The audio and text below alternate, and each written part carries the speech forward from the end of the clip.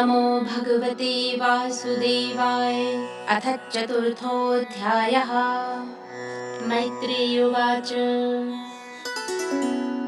एतावदुक्त्वा विरराम शङ्करः पत्न्यङ्गेनाशं यत्र चिन्तयन्। श्रुहद्दिदृक्षोपरि शङ्किता भवान् निष्क्रामते निर्वसति दुधाससा। सुहद्दिदृक्षा प्रतिघातदुर्मनाः स्नेहादृदत्यश्रुकलातिविह्वला। भवं भवान्यप्रतिपूरुसमृसा प्रदक्षति वैक्षतजातवेपथुः। ततो विनिःश्वस्य सती विहायतं शोकेन रोषेण च दूयिता हृदा। पित्रोरगाश्चैण विमूढधीर्ग्रहान् प्रेम्णात्मनो योर्धमदात् सतां प्रियः। तामन्वगच्छन् धृतविक्रमां सतीम् एकान्त्रिनेत्रानुचराः सहस्रशः। सपासद्यक्षा मणिमन्मदादयः पुरो व्रसेन्द्रास्तरसागतव्यथाः। तां सारिका कन्दुकदर्पणाम्बुज श्वेतातिपत्रव्यजनस्रगादिभिः गीतायनैर्दुन्दुभिशङ्खवेणुभिः व्रसेन्द्रमारोप्य विटङ्किता ययुः। आब्रह्म घोषोर्जिति यज्ञवैशिषं विप्रैर्षिजुष्टं विबुधैश्च सर्वशः। मृद्दार्वयः काञ्चन दर्भचर्मभिर्निसृष्टभाण्डं यजनं समाविशत्। तामागतां तत्र न कश्चिन्नाद्रियत् विमानितां यज्ञकृतो भयाज्जनः।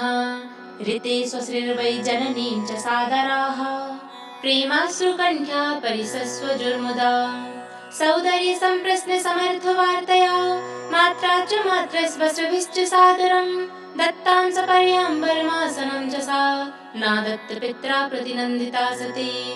अरुद्रभागं तमवेक्ष्य चाध्वरं पित्रा च देवी कृतहेलिनं विभौ। अनादृता यज्ञसदस्यधीश्वरी चुकोपि लोकान् विधक्षति रुषा। जगर्हि सामरस विपन्नया गिरा शिवद्विषं धूमपथश्रमस्मयं। स्वतेजसा भूतगणान् समुत्थितान् निगृह्य देवी जगतो विशृण्वतः। श्रीदेवी उवाच।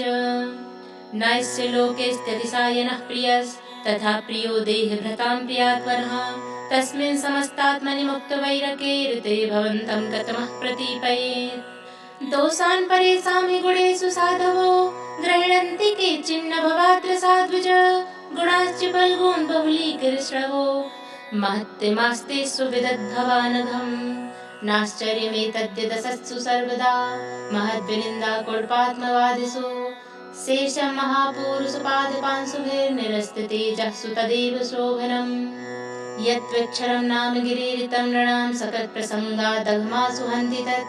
पवित्रकीर्तिं तमलङ्घ्य शासनं भवानहो द्वेष्टि शिवं शिवेतरः।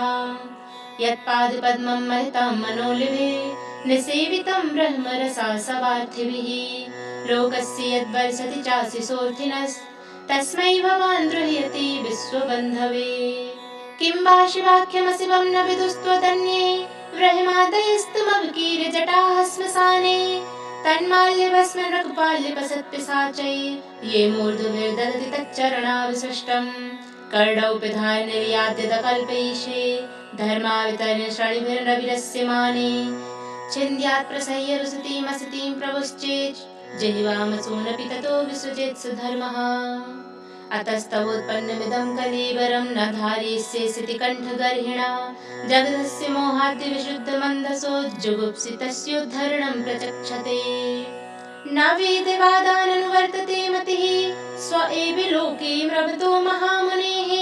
यथा गतिर्देव मनुष्ययोः पृथक् स्व एव धर्मेण परं क्षिपे स्थितः।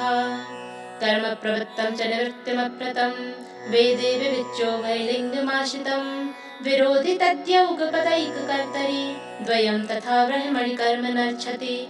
मा वः पद्भ्यः पितरस्मदास्थिता या यज्ञशालासु न धूमवर्तुमिभिः। तदन्नतृप्तैरसुभृद्भिरीडिता अव्यक्तलिङ्गा अवधूतसेविताः।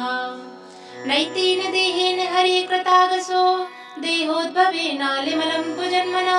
व्रीडा ममाभूत्कुजनप्रसङ्गतस्तज्जन्मदिज्ञो महतामवद्यकृत्। गोत्रं त्वदीयं भगवान् रसध्वजो दाक्षायणीत्याहि यदा सुदुर्मनाः। व्यपेति नर्मस्मितमासु तद्यहं व्यस्त्रक्ष एतत्कुल्पं त्वदङ्गजम्। मैत्रेय उवाच। इत्यध्वरे दक्षमनुद्य शत्रुहञ्चता बुदीचीर्ण ससाद शान्तिवाक् स्पृष्ट्वा जलं पीतदुकूलसंवृता निमील्य द्रग्यो विपथं समाविशत् कृत्वा समानावनिलौ जितासना सोदान्यमुत्थाप्य च नाभिचक्रतः शनैर्हृदि स्थाप्य धियोरसि स्थितं कण्ठात् भ्रुवोर्मध्यमनिन्दितानयत् एवं स्वदेहं महतां महीयसा मोह समारोपितमन्तिमादरात् जिहासति दक्षरुषा मनस्विनी दधारे गात्रे स्वनिलाग्निधारणम् ततः स्वभर्तुश्चरणाम्बुजासनं जगद्गुरुश्चिन्तयति न चापरम् ददर्श देहो हतकर्मसः सति सद्यः प्रज्ज्वालसमाधिजाग्निना तत्पश्यतां खेभुवि चाद्भुतं महत् हा हेति वादासो महानजायत् हन्तः प्रिया दैवतमस्य देवी जहावसून्केन सती प्रकोपिता अहो अनात्म्यं मन्दस्ते पश्यत् प्रजापते यस्य चराचरं प्रजाः जहावसून्यद्विमतात्मजा सती मनस्विनी मानमवीक्ष्णुमर्हति सोऽयं दुर्मर्ष हृदयो ब्रह्मदृक् च लोकेऽपि कीर्तिं महतीमवाप्स्यति यदङ्गिजां स्वां पुरुषद्विडुत्यतां न प्रत्यसेधन्मृतेः पराधतः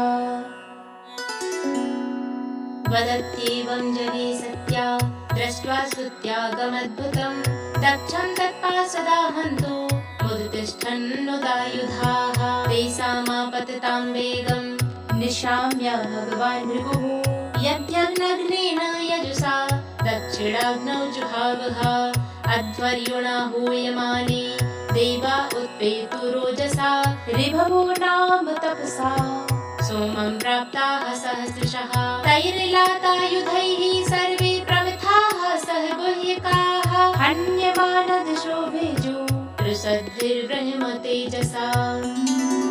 जय जय श्रीमद्भागवते महापुराणे पारमहंस्यां संहितायां चतुर्थस्कन्धे सती देहोत्सर्गो नाम चतुर्थोऽध्यायः। श्रीकृष्णार्पणमस्तु।